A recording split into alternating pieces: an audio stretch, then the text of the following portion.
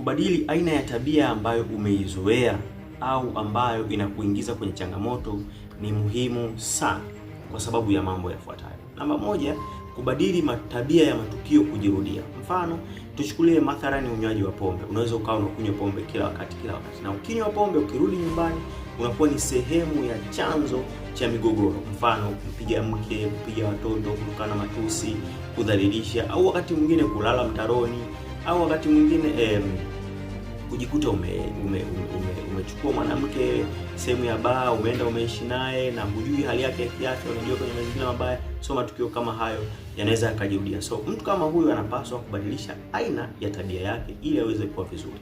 Na mtu wa pili ni kwa nini tunatakiwa kubadilisha aina ya tabia zetu ili kulinda afya zetu. Namba mbili, kulinda afya zetu.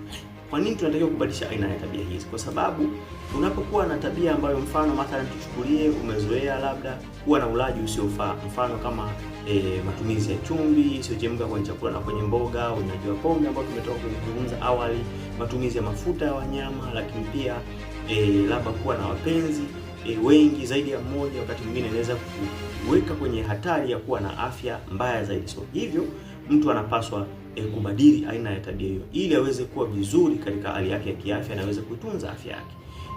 Namba tatu, kwa nini tunatakiwa tukubadili aina za tabia zetu? Ni kwa sababu ya kutunza na kuweza kulinda uchumi wetu. Kwa mfano, watu wengine wanakuwa na matumizi ya fedha, anasema kesho nitapata tena nyingine. Anatumia katika mazingira ambayo wakati mwingine sio mazuri. Kesho anakuja anatafuta tena fedha, hajapata kama kiwango kilichotakiwa jana, au kesho anapata kile kiwango ambacho alikipata jana au zaidi, lakini namna anavyokitumia kinamfanya asiweze kupiga hatua kutoka sehemu moja kwenda sehemu nyingine. Kwa mtu kama huyu anapaswa kubadilisha aina ya tabia yake ili aweze kuwa mtu mzuri katika masuala ya finance control. Lakini jambo la tatu, kwa nini tunapaswa kubadili aina ya tabia zetu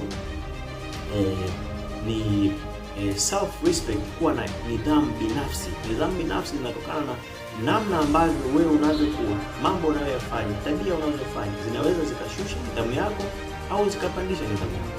So ili uweze kuwa vizuri, kuna baadhi ya mambo mwenyewe ukijiassess unaona kabisa kwamba hili jambo mimi sasa hivi sipaswi kulifanya. Piga kuleta ugomvi kwenye baadhi ya mambo na marafiki, kushout vibaya, hiyo inaweza kupelekea changamoto ya namna kama hizo. So mtu kama huyu au watu kama sisi au watu wa aina hii wanapaswa kubadili aina ya tabia zao ili uweze kutimiza malengo yako. Ni lazima tukubali kubadili aina ya tabia, lakini wakati mwingine kubadili aina ya watu ambao unaambatana nao. Mfano watu wale kila siku, mawazo yale kila siku, aina ile ya mazingira, wakati mwingine inaweza kukupa changamoto. Kumbe ungeweza kubadilisha pia mazingira, ingeweza kufanya pia aina ya tabia yako pia kubadilika. Je, umependa? Karibu jifunze pamoja. Asante na kwaheri.